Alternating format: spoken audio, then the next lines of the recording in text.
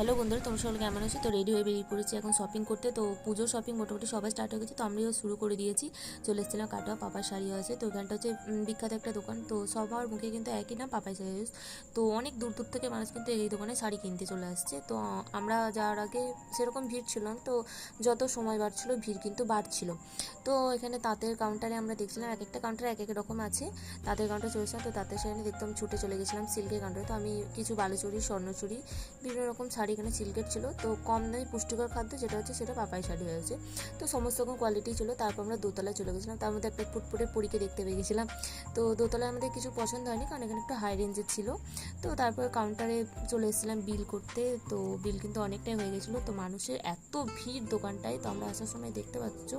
তারপর চলে এসেছিলাম বোনের জন্য এখানে কিছু জামা কাপড় নিতে। তো এই যে এটা হচ্ছে আমার বোনপো। তারপর চলে এসেছে আমার বরের জন্য নিচ্ছে হবে কিছু।